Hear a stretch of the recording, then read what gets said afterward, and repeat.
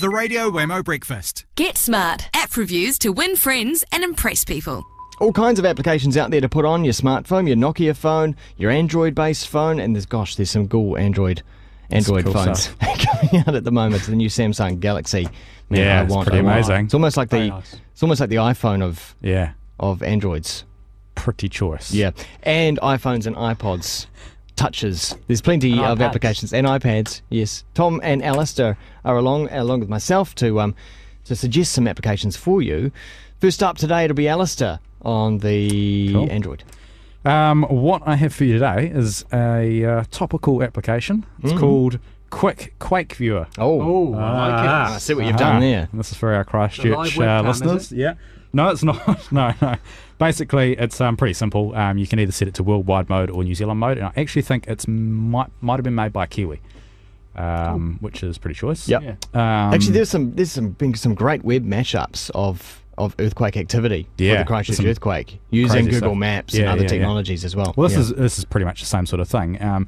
You choose how many of the previous earthquakes you want to see, so like the last 20 that have occurred in New Zealand or around the world. They all happened in the last hour in Christchurch. Yeah. Well, funny you say that. I'm looking at the last few here.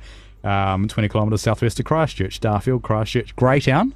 There's an earthquake there apparently, and then Christchurch again. So it's pretty simple. It shows you a bar which goes from green through to orange then to red to show you the magnitude. Right. It tells you the location, the Richter scale or whatever it's called. I don't think they use the Richter scale anymore. It is something with magnitude or something or other. Yeah, something like that. And it shows you the time, but you can also select the earthquake and then view it in Google Maps, so it can show you exactly where it is.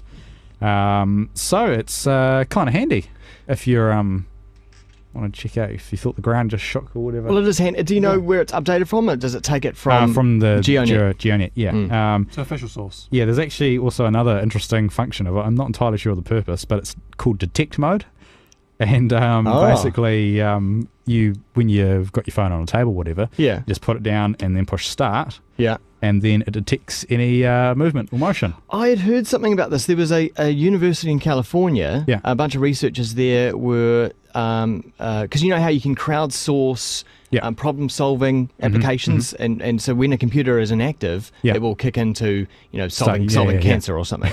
But they did an earthquake one for MacBooks, because inside MacBooks are accelerometers where it will detect, and it will know the difference between being picked up and being shaken. It will detect an earthquake, and so therefore can alert. That's quite cool. Felt reports, basically. And you can see the region that it was widely felt. Very cool. So similar thing for the so phone. this is a similar sort of thing. So it's just kind of every half a second. Well, I've got it on the table at the moment, so it's not showing anything. But if I pick it up, you'll see, wow, geez, there's been a magnitude 46 earthquake.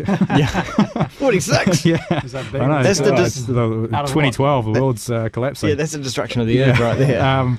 So it's quite cool. So it's shake detector, and you can save that log, and then you can refresh it and go back to it later on. Brilliant. So that's called Quake View on Android. That's free. Great. Over here on the Nokia, I'll file this one under the thank goodness it's finally come to Nokia file. That's a very long list. Yeah. I think we've talked about Foursquare in the past. I think one of the first apps we did was one called Gravity, where you can check in to Foursquare or your Facebook or Twitter.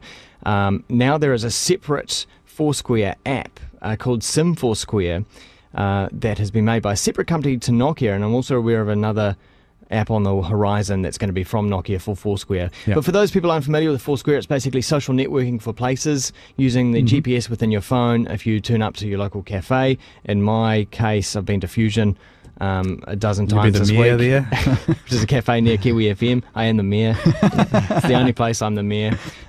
You can check in and say, hey, I'm here, and then it will either feed through to your other friends on Foursquare or through to Twitter and Facebook as well. And there are so-called bonuses, like you could become mayor of a place. I mean, it doesn't really mean anything, but it just says that you're kudos. Yeah, you're the dude who's there all the time, the sad man, basically, or something along those lines. And you can also find out where your friends are, if they're also on Foursquare as well. And also you can view a place, say like the local cafe, and someone might have left some tips there. Tips as in, hey, check out this particular bagel, they make this one really well, which is kind of cool. And so businesses can use it to entice people to come in and say, hey, we've got this, or if you become mayor, maybe you get a 20% discount. That's or quite cool. that kind of stuff. And it is starting to take off in New Zealand, and the good thing about it coming over to Nokia, with so many Nokia phones out there, is that perhaps more people are going to start using it. There's privacy concerns, obviously. You may not want to tell your stalker exactly where you are all the time. But it's a trusted network, isn't it, really? Yeah. I mean, you don't want to check into home. No. I don't know if that's... No.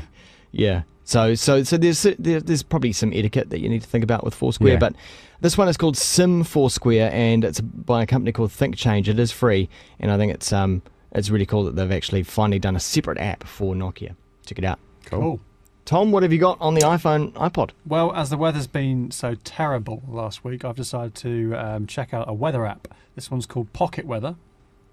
So what it does, like most weather apps, it'll give you a forecast of what's coming up 7 days. But what I like about it is you can customise where you are. So at the moment it thinks I'm in London, so I was going to change that. You were recently, weren't you? Well, a few months ago, yeah. So change that to Auckland, and then it'll give me the exact forecast of what's happening now. So it says 31 mile an hour wind outside, southwester. 54 degrees. Gusting at 44 miles an hour. I think that must be Fahrenheit. Not it's definitely Celsius. not that hot. So give you a forecast as well, which I like. So today it's showers and wind. There's no surprise. I got stuck in the rain today. I should have looked at this in the morning. I should have done, yes. And also what's got a cool function, it's got a graphs feature, and you can see the highs and the lows of the week, and today as well. And also, it's got a maps feature too. It syncs to Google Maps. I think you have to be online for this one. Oh, that's cool. And it'll show you where the hotspots are. Got the rain radar on. I think that's a temperature gauge. Oh, right. Also, it's got an earthquake thing for around the world. Oh, yeah. So you can set certain locations, and it'll show you there's been an earthquake. Oh. Yeah. But what I do like about this, so for instance, I'm off to Dunedin on the weekend, so I just tap in Dunedin, and it will tell me how cold it's going to be down there. Don't go. It was pretty late now. So I'm off on Friday, and it's going to be wet. Well, there's no surprises. Showers and wind. Awesome. Yeah, so Nice, and that's nice. called PocketWeather. PocketWeather. Good one for the weather nerds. Great. Choice. There's a bunch of free apps there. That was We're not paying episode... for anything. No. That was episode 14 of Get Smart. If you want to suggest an app to us, perhaps you want us to try one out, then feel free to send a link through and perhaps your description of it as well. We'd love to include it in the show over at studio@kiwifm.co.nz. Thanks, Tom and Alistair. Cool, cheers.